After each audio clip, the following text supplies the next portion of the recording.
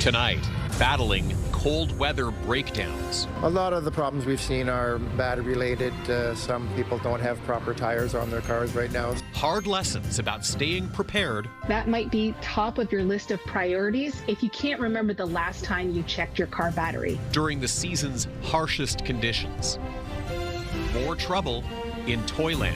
It's very sad, actually, because I grew up with Toys R Us. The Guelph Toys R Us joins a growing list of closures. I think the writing is pretty much on the wall at this point. At a once prominent chain. Plus, questions about Conestoga College's presence in the festival city. Well, it was renovated recently to a great cost. The lease listing in Stratford that's leading to uncertainty. We have asked generally as to what might be going on, and we're told it might be only a sublet of some parts of it, not all of it. About ongoing campus changes.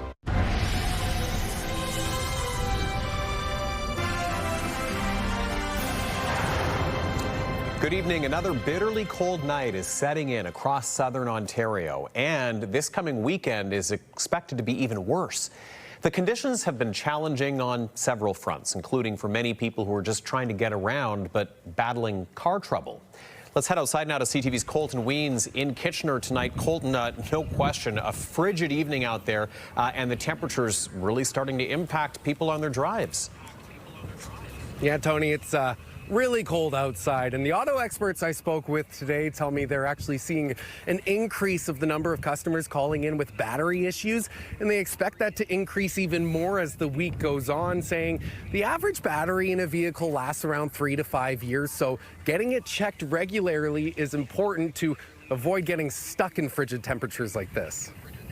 This is a car that broke down yesterday, which was quick. Battery problems are common this week in southern Ontario. Experts say the cold temperatures are wreaking havoc on older vehicle batteries. In general, if the battery is weak, the cold weather will show it to you. You know, anything on the vehicle that's poorly maintained or badly worn, the cold temperatures will expose that and you'll end up having a problem. Really, it comes down to battery health right now.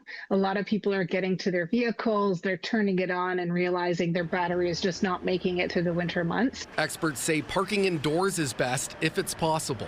That is going to help to reduce the atmospheric temperature by about 10 degrees, so that will definitely help. But if you can't park indoors, keeping your battery healthy is best to keep it running. Check your battery twice a year when that season changes. You know, not a lot of people realize that the average battery lasts about 3 to 5 years because of all of the electrical demands that we're placing on our batteries with modern vehicles. CAA says if your battery is healthy, you shouldn't need a block heater in southern Ontario, though you can always get one installed. It's also important to be prepared for any winter driving by keeping your gas tank at least half full to reduce buildup of condensation, having extra windshield wiper fluid on hand, and making sure it's rated for the winter. Don't spend any money on that summer windshield wiper fluid. It's not the season to do that. Nadia Matos adds beyond that, drivers should also keep an emergency kit in their vehicle year-round. Throwing an extra blanket in your trunk, you know, some water, some non-perishable food items, and things to keep you warm. So you're thinking like tea lights, waterproof matches. If you happen to get stuck on the side of the road, a tea light can keep you warm for quite a bit of time. CAA says if you can't remember the last time that you checked your vehicle's battery, that might be at the top of your priority this week. Tony. Yeah, no kidding. Colton Weens outside. Get into those warmer conditions now, Colton. Appreciate you giving us that live report tonight. And you know, with temperatures set to drop dangerously low, Guelph will keep its City Hall lobby open overnight tonight as a warming center. In Waterloo region, there are 2 overnight warming spaces, one in Kitchener and another in Cambridge, that have been open since the beginning of November. Okay, let's get a few more details now on these weather conditions as we join Ashley Bacon in studio.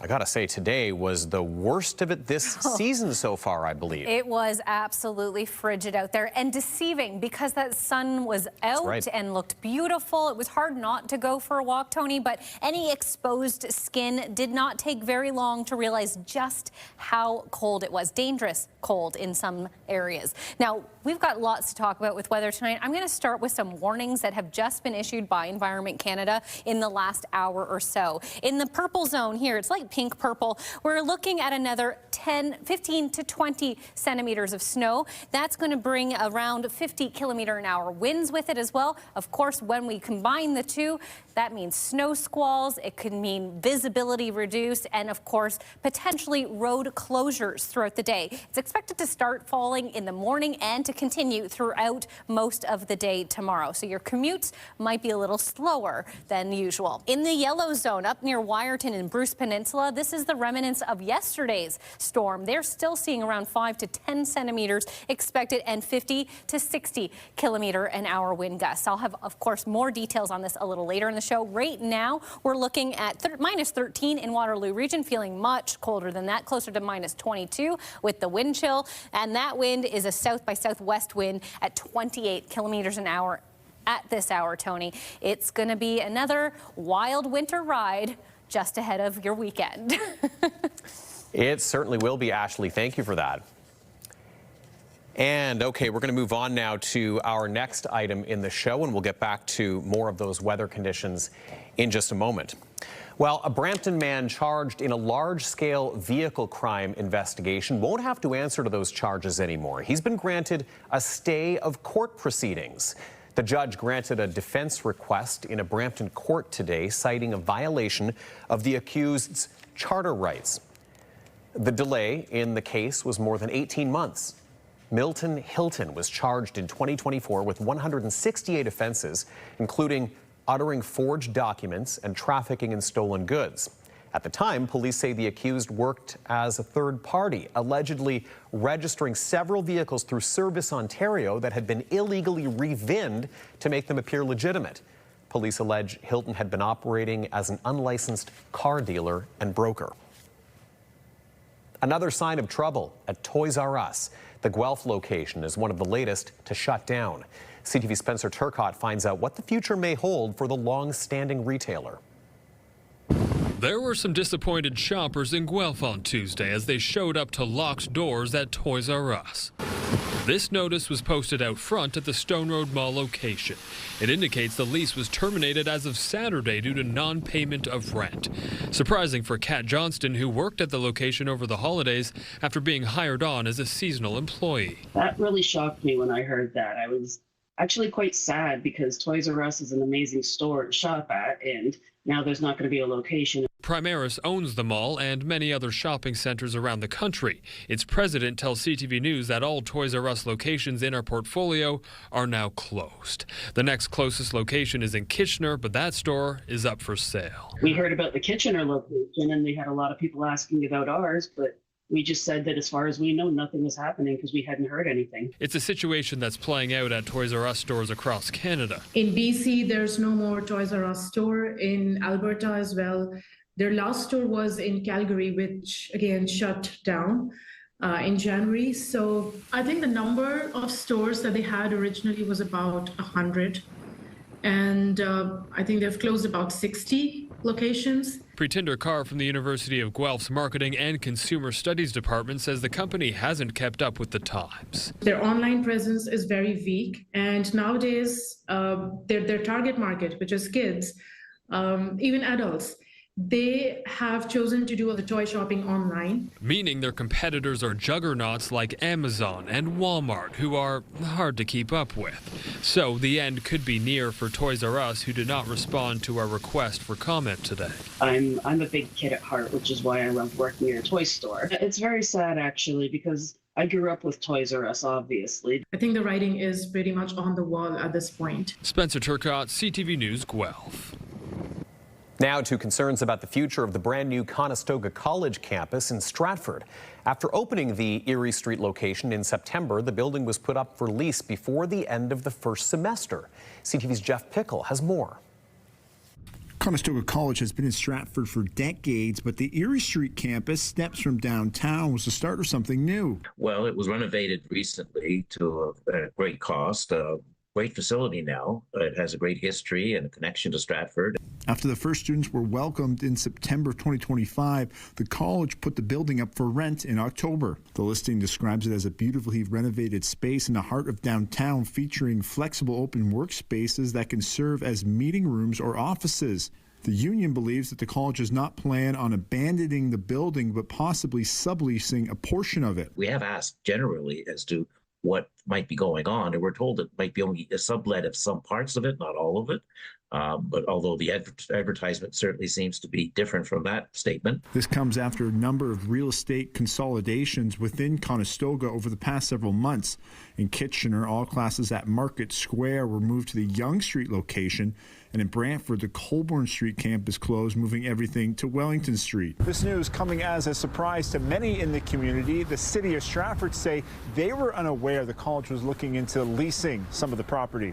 Nearby businesses say after an influx of students in September, they have hardly seen any students since the start of the winter semester. A sign on the door says the building is only open 2 days a week, and Koff says no full-time teaching staff are assigned to the Erie Street campus. I think for us to vacate Stratford would be a dereliction of our role as a community college. The union says they are hopeful the college will maintain a strong presence in the city of Stratford. I would certainly fully endorse and support retention of that, because it is a vital part of our catchment and our community college for the people of Ontario in this region.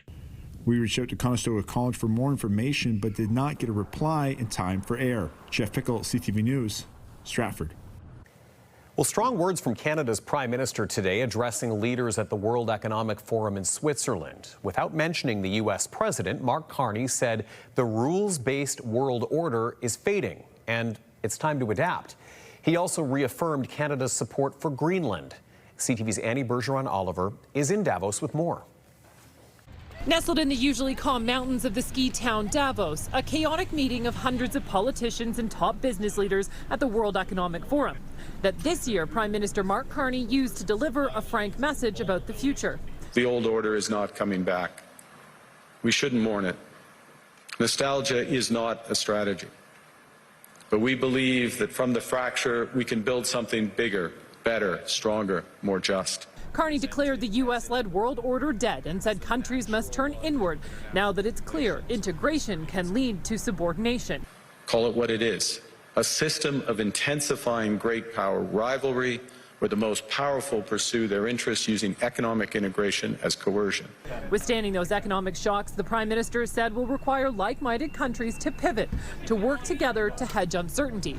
While Trump's name was never mentioned, Carney did call on middle powers like Canada to push back against domination by great powers, using tariffs as leverage and supply chains as vulnerabilities to be exploited. In a world of great power rivalry, the countries in between have a choice. Compete with each other for favor, or to combine to create a third path with impact. The message receiving what organizers described as a rare standing ovation at a summit where geopolitics and the future of Greenland is looming large. Our commitment to NATO's Article 5 is unwavering. Canada strongly opposes tariffs over Greenland and calls for focused talks to achieve our shared objectives of security and prosperity in the Arctic. Carney may get a chance to raise his concerns about Greenland directly to the U.S. president. While no meeting is currently scheduled between Carney and Donald Trump, the U.S. president will be here tomorrow at the same time as Mark Carney. Annie Bergeron-Oliver, CTV News, Davos, Switzerland. Former Prime Minister Justin Trudeau is also in Davos, where he once again rejected any talk of Canada becoming the 51st state. Trudeau was accompanied by his partner, pop star Katy Perry, who sat in the front row. He also spoke about Canada not meddling in other countries' affairs to take oil.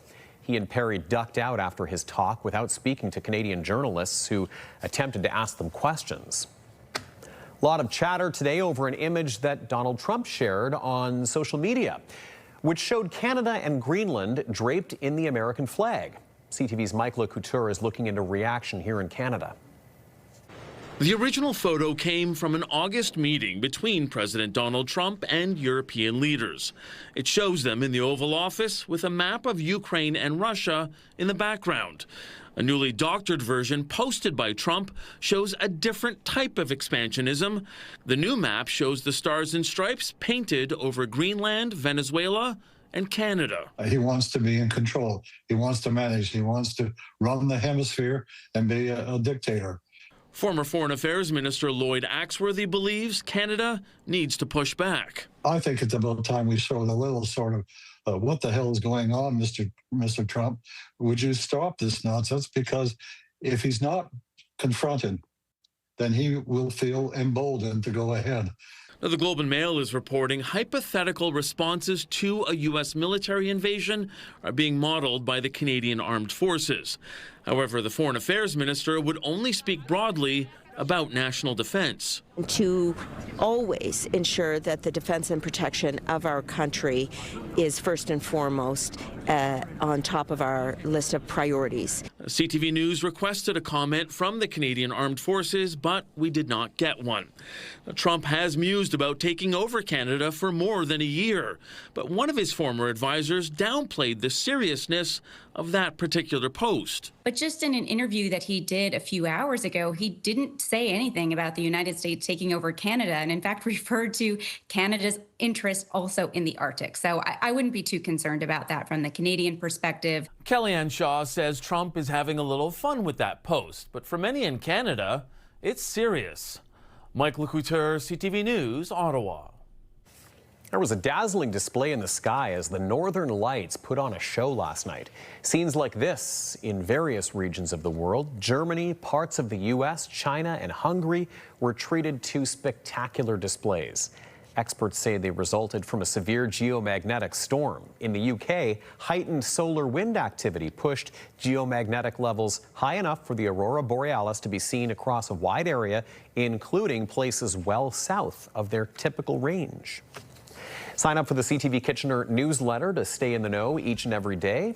Our top stories, the latest forecast, and some must-see videos delivered right to your inbox. Sign up over at ctvnewskitchener.ca. New steps to try to prevent renovictions. Coming up, CTV's Alexandra Hollick tells us about the plan that Waterloo City Council overwhelmingly approved last night and the new rules it sets out to try to protect tenants from landlords who are abusing the system. A return of seasonal temperatures tomorrow is expected, but with it, lots of snow. I'll have those details coming up. Download the CTV News app and stay on top of local stories as they unfold. We go to a dramatic scene unfolding. Customize your feed and watch live wherever you are. CTVKitchener.ca, your home for news.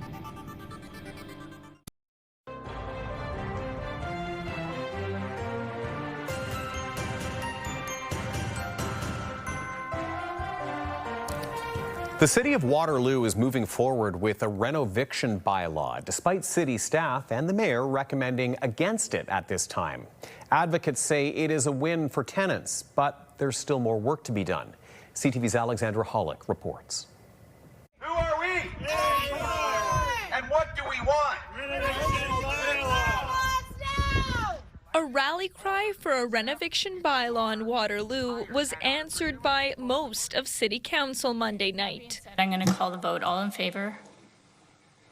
And those contrary-minded? There's one. The only opposition, Mayor Dorothy McCabe, who argued trying to stop bad faith evictions forced by superficial renovations should be dealt with by the province. We've got more than enough work that we need to do ourselves. I don't disagree with the mayor, but I also think that why should tenants be paying for that? The proposed rental replacement bylaw would force landlords to get a license from the city for a renovation that would require a tenant to be evicted. essentially making the landlord prove the need to have the tenants leave. A tenant support liaison would also be set up for eviction concerns or conflicts, along with a $20,000 tenant support fund. We want to make sure everyone in our city has a roof over their head and can feel safe and welcome. A city staff report had advised against the regulation, citing a lack of staff and resources. But council chose to move forward anyway, a decision welcomed by advocates. We're very elated, ecstatic, so happy and grateful. It'll be really interesting to see how this impacts the other cities. Especially because we've been working in Kitchener so long. What do we want? And when do we want it? Back in June, Kitchener Council also chose to move forward with a renoviction bylaw despite pushback from city staff. Following community consultations, the new regulation is expected to be presented in the spring. We're definitely paying attention to what cities across Ontario are doing and how they're handling renovictions. As for next steps in Waterloo, city staff say a revised bylaw, including a tenant compensation and moving costs requirement, will be brought to council by the summer, and the tenant support liaison position will be advanced as soon as possible. Alexandra Hollick, CTV News, Kitchener. Following the formal departure of Bonnie Crombie, the Ontario Liberal Caucus is recommending John Fraser for interim leader. It's a role that he's poised to hold for a third time. Riding Association presidents and executive councils still have to vote on that choice, which will happen in the coming days. The parties also said that full leadership race details will be released February 9th. Crombie stepped down last week. Fraser has served as the MPP for Ottawa South since 2013. Support offices have opened now at school boards that are under provincial supervision, with a plan to roll them out across the province later this year. The Ford government says the move is part of a much-needed overhaul in the education system, but critics argue otherwise. With more, here's CTV's Queen's Park Bureau Chief Siobhan Morris. That's the special thing about They've been billed as a more direct way to raise concerns and get help. New parent and student support offices at school boards under provincial supervision, including Dufferin Peel Catholic, Toronto Catholic, and the TDSB. Taking what we already do, and that is respond to questions and concerns from students and parents, and really formalize the process. Critics see this as an attempt to replace what trustees had been doing. It's smoke and mirrors from the minister. You are taking away the support and advocacy of a trustee who will help you navigate the whole process, and you're replacing it with another layer of bureaucracy. There's no new money for these offices. Staff have been reassigned from elsewhere. At the TDSB, it's an office of 2. We'll try to be acknowledging all of those emails or phone calls within 48 hours and to address the question or concern within 5 business days. This sideline trustee worries about longer waits for action and families not having someone to advocate on their behalf. But if more people know about it, then that, I think, in itself is constructive, particularly at a time when parent engagement is being restricted. With board meetings closed, streaming not officially allowed, and there are other barriers to getting involved. You don't have a computer, or you don't know how to use a computer, or you can't do that in English, or there are accessibility problems that prevent you from using a computer to communicate. You're out of luck. These support offices are expanding. School boards across Ontario are expected to have them ready to go for next school year. That's whether or not trustees continue to be part of the picture. At Queen's Park, Siobhan Morris, CTV News. Live look outside now. Our photographer Dave Pettit brings us this look. And, well, you can't really see the cold, but you can kind of feel it in this shot. As we look at that giant mountain of snow, we are experiencing some of the lowest wind chills of the season right now, and it could get even worse for the weekend. But there's also more snow on the way. We have so much to unwrap with the forecast, and Ashley's here to do that for us in just a few moments. Also coming up, happy 50th season to the Toronto Blue Jays. What's in store for fans to mark a milestone season? And next, new details about a young Canadian woman who was found dead in Australia. Back in a couple of minutes.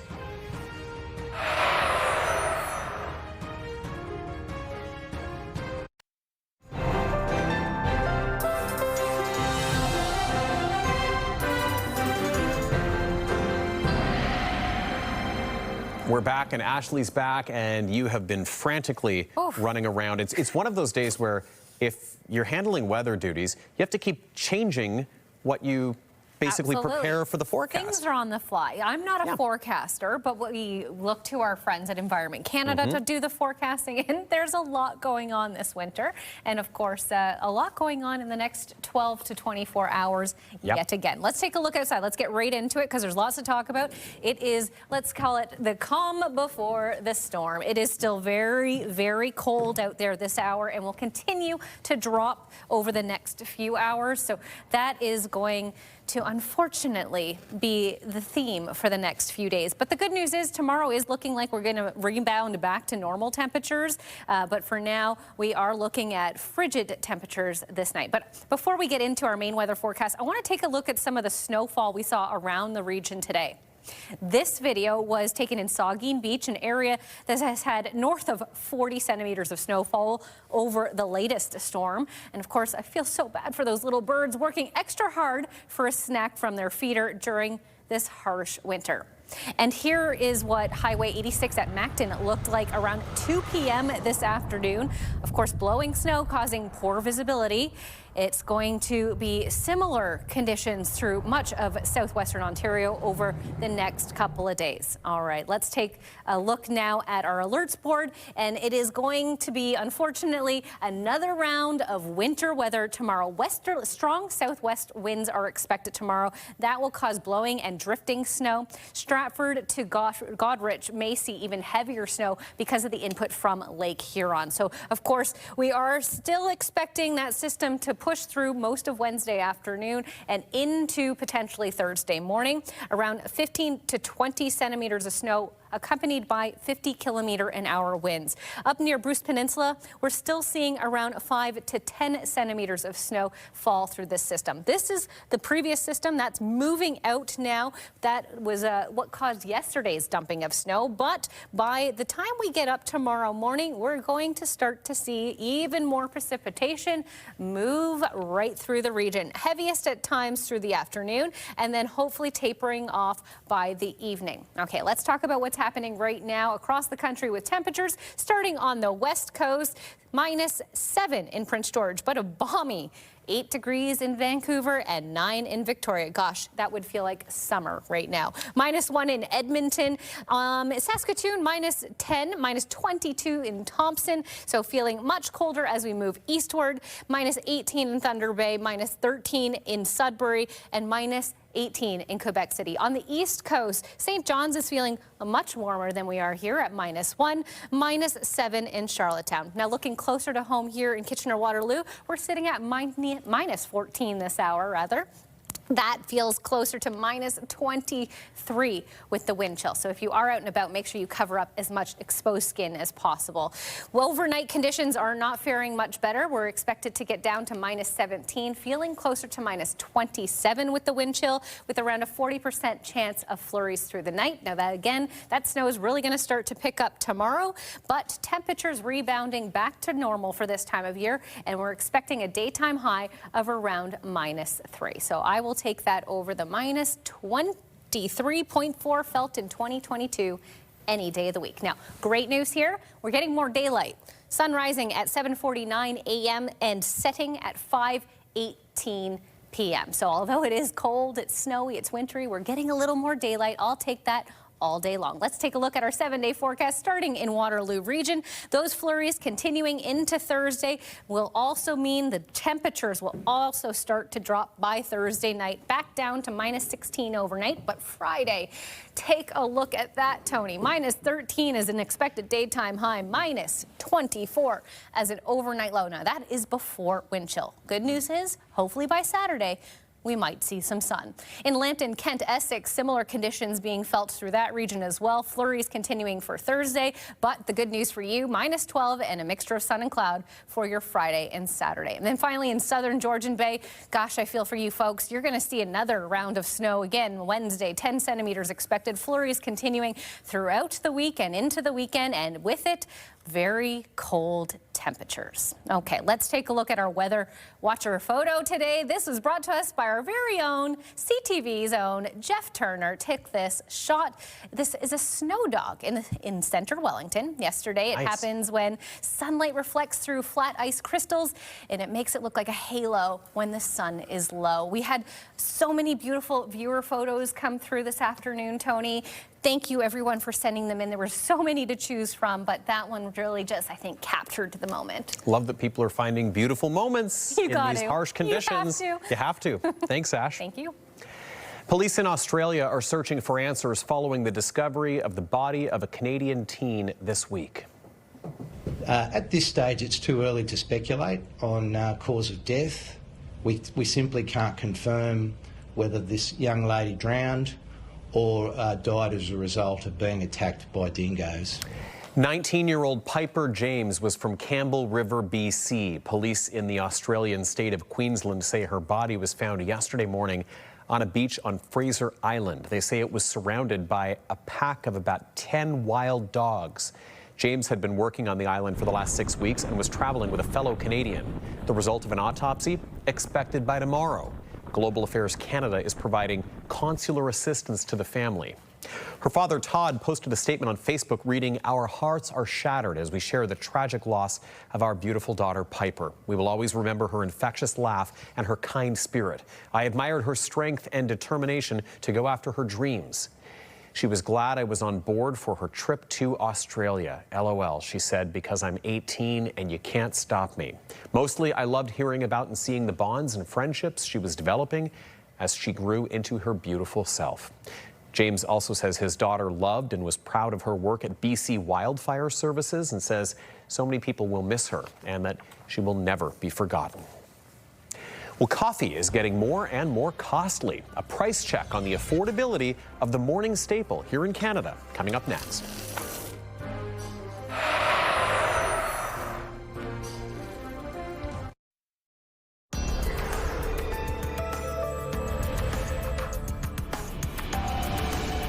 Drip by drip, the price of coffee continues going up. The latest StatsCan numbers show a 30% increase from last year. CTV's Peter Sperling reports. Ryan Scala's daily pick-me-up comes at a cost. Trying to keep enjoying the caffeine kick, but save $1 where possible. According to the latest Statistics Canada inflation numbers, coffee is up 30% year over year. I think it's pretty crazy.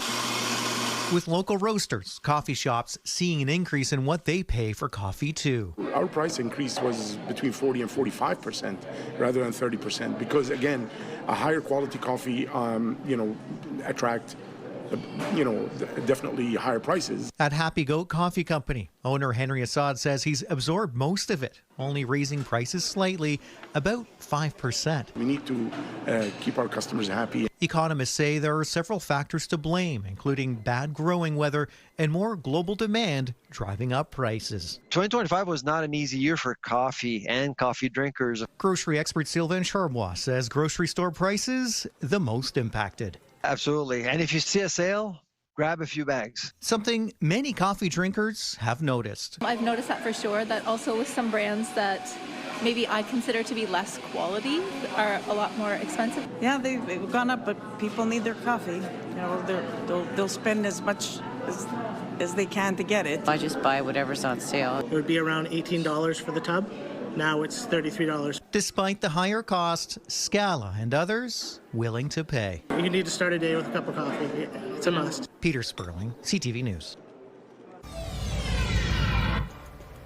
All right, Leanne Evans here with our top stories and something else that's costing a lot of people right now, and that is breakdowns in cold weather. It's been bitterly cold, and it's being noticed by drivers. Yeah, it certainly is, Tony. And auto experts say they're actually seeing an increase of customers with battery issues and expect to see more as this week goes on. They say the average battery lasts around 3 to 5 years, and getting it checked regularly can save you from getting stuck. Beyond that, CAA says you should also keep your gas tank at least half full, have extra windshield wiper fluid on hand, and keep an emergency kit in your vehicle year-round. Another sign of trouble at Toys R Us. The Guelph location is one of the latest to shut down. A notice posted out front at the Stone Road Mall location indicating the lease was terminated as of Saturday due to non-payment of rent. Experts say it's a trend that's playing out across the country for the franchise. The Kitchener Toys R Us location is also up for sale with its future uncertain. And online tonight, Leanne, something we touched on briefly earlier in the show, and that is the places where you can find warming centers in the area. Yeah, of course, with this deep freeze we're in, people, of course, may be looking for places to take a break and warm up from these frigid temperatures. We have a guide to finding warming centers in Waterloo region and in many surrounding communities over on our website. You can check that out by scanning the QR code, downloading the CTV News app, or going to CTV News Kitchener. .ca. Of course, if you're out walking your dogs or anything like that too, it's nice to be able to pop in to warming centers that are pet friendly as well, Tony. You bet. Yeah, you can't underestimate the impact it can have. Certainly. Thanks, Leanne. Thank you. Here's something you'll be interested in, and I am too. The Blue Jays home opener, just over 2 months away. Tickets go on sale on Thursday. And a swing and a fly ball to left field. Back goes Arozarena. She's gone! With last season's incredible World Series run still fresh in the minds of fans, the Jays return home on March 27th, an early home opener, hosting the Athletics. The team will get another chance to celebrate winning the American League Championship with a special pregame ceremony at the home opener. This year's extra special because the team is celebrating its 50th season, which of course means a new logo and fresh merch. Single game tickets for the upcoming season go on sale Thursday. Season ticket holders get access tomorrow. The often unsung heroes on our streets and in our school zones. Later on CTV News, meet one of Canada's favorite crossing guards.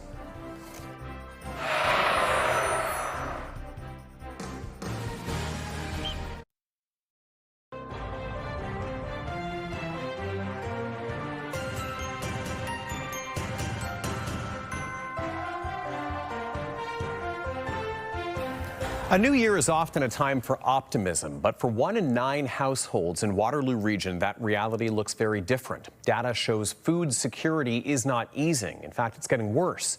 Leanne and Ashley stopped by the food bank earlier today to find out how the community can help. New Year is here. A lot of people want to get involved in different things. Maybe some people want to start volunteering. So that said, how can people maybe think about coming out, helping out, whether it be through volunteering or in other ways? How can they help support? Volunteers help us in every aspect of our operations, from working in the warehouse to helping us out at events to helping greet people at the door. We rely so heavily on our volunteers. And so if you're able to spend a couple of hours a week, we would be so incredibly grateful. There's information on our website at thefoodbank.ca with all of the available opportunities available. Maybe it's going out on the trucks with our drivers to help pick up donations. There's something truly for everyone.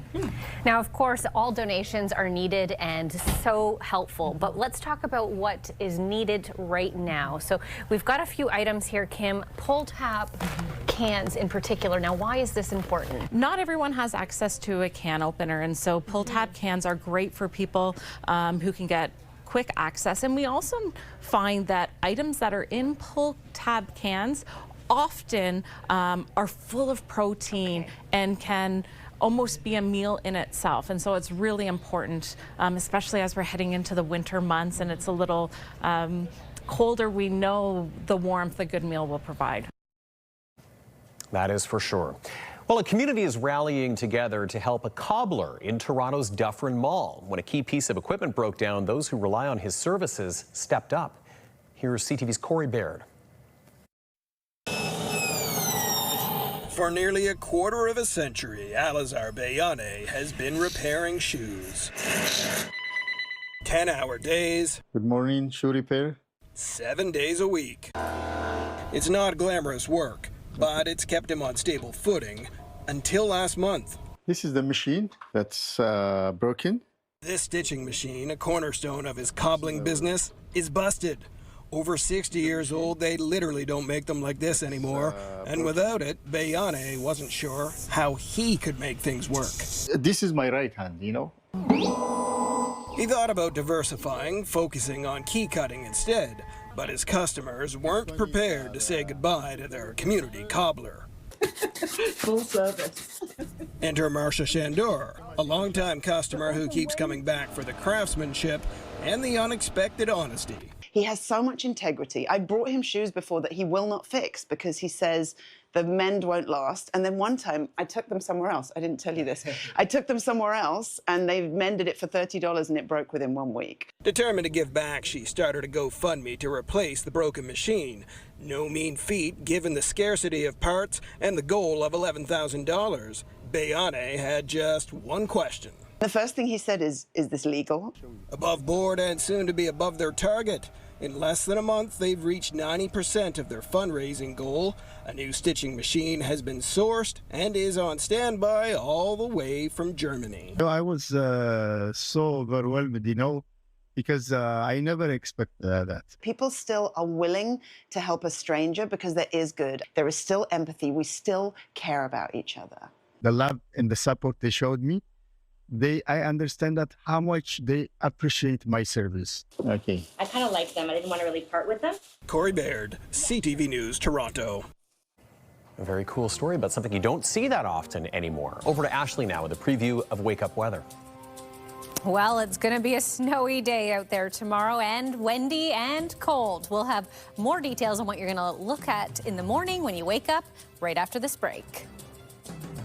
Well, it's way too cold to be outside, so spend it inside watching Best Medicine at 7, Will Trent at 8, followed by High Potential at 9, and cap your night off with The Rookie at 10.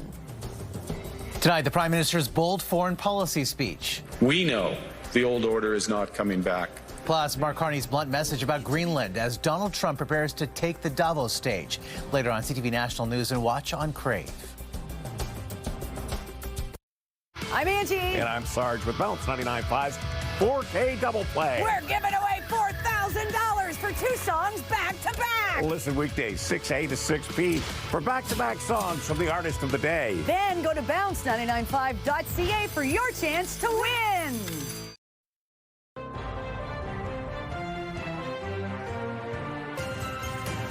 All right, Leanne's back with a look at a story that we're following for later tonight. Leanne. Connecting neighbors through conversation, a warm meal, and activities. The Cambridge Neighborhood Table is serving up dinner tonight at the Freedom Center for around 50 to 60 people. We'll find out more about the program and how residents are coming together to give back tonight at 11:30. Tony. Looking forward to that. Leanne, thank you. And Leanne, by the way, don't leave the building. I have something for you and Ashley before you leave. A little teaser. Yep. Too bad. We lost Leanne. But you'll see this in a moment. Okay. We're going to get through some business first. Yes. Then we'll deal with that. Speaking of, talking about weather and talking about the Northern Lights, we mentioned them earlier. You heard from some folks in Sudbury right now. Yeah, right now, apparently you can see the Northern Lights out in Sudbury. So if you're in Sudbury or surrounding areas, maybe take a look outside, grab a photo or a video, and enjoy a beautiful natural phenomenon. Well, silver lining on this cold night. Absolutely. All right, let's get to weatherfo because it is obviously going to be a cold one, and we know that we're going to see a lot of snow tomorrow. So just reiterating, if you have to be out and about tomorrow, if you notice obviously the snow's getting a little heavy at times, do take care. When we wake up first thing tomorrow, it'll start with light flurries, then snow really by 8 a.m. and then really kicking into gear around 10. Okay. Well, finally for us tonight, crossing guards are fixtures in many communities, making sure that the kids make it to school safely. Absolutely. And one in Toronto is getting honored as one of Canada's favorites. CTV's Sean Leathon met with him at his crosswalk today. His place is at Bedford Road and Lowther Avenue in downtown Toronto, steps from 2 public schools. It's where crossing guard Kevin Enriquez proudly navigates safety with charm. Hello, no problem. Cool glasses. Combining duty and charisma, and for that, he's been named one of Canada's favorite. This work is great, and I always love bringing safety and security to kids. Helping kids to and from school, Enriquez explains that he tries to connect with those he's helping, even as duty calls. I like the connection. Sorry, pardon me. He says no matter what kind of day it is or what kind of connection they want, Enriquez is willing to meet them where they are, or as he says. So, like, the connection is always different, but like, that I respect either way if people are just need to get from point A to point B, right? Having only been a crossing guard for a year, Enriquez has made such an impression that parents from both Huron Public School and Jesse Ketchum Public School nominated him for Canada's favorite crossing guard. My kids always are excited to see him in the mornings.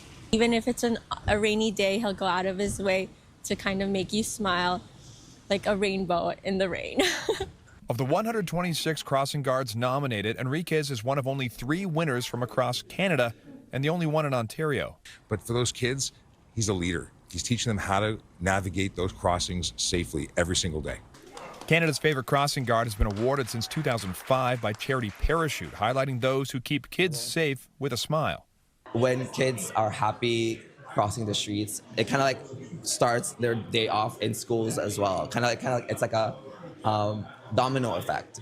So on one of the coldest days of the year, Kevin Enriquez will try to spread a little warmth. I really want to get them like kind of like being noticed and like not feel left out. I'm well, how are you? Helping to keep a community safe and connected. Sean Lee Thong, CTV News. Well, they are often unsung heroes, but they absolutely perform such a critical service. Absolutely, and what a great honor. I hope he enjoys that honor. Love it. That's fantastic. Love to see the spotlight put on our crossing guards. Absolutely. Okay, before we go, I was not prepared for the amount of feedback I got when I mentioned last night that I'd made a devil's food cake on the weekend and didn't put any frosting on it. I was trying to have a little bit of a healthier snack. So what I have done is I've brought a piece of this devil's food cake for both you and Leanne. Thank you. And I would like you to just smell that and just don't mind tell if me. I do. Oh, that smells fantastic. Please tell me that you So wouldn't eat a piece of chocolate cake without frosting on it. Unlike Leanne, I'm not a big frosting fan. Okay. So this is more up my alley than you think. I So thought this I was- will take this, and this could be my pre-dinner dinner. Pre-dinner, adventurous in the Bacon household tonight. So give that a try and tell me what you think. I will, thank and you. Leanne can frost hers if she wants, but it turned out very well. And for those of you wondering, half and half cream instead of milk and olive oil instead of canola oil. I stand by that. This was not my grandmother's homemade chocolate cake. It was from a box mix. Love it. And it was expired, but... No better way to spend a cold night, too. Exactly. It's all safe. It's all good. I promise you. Thank I you. needed to bake the cake. Have a good night, everyone.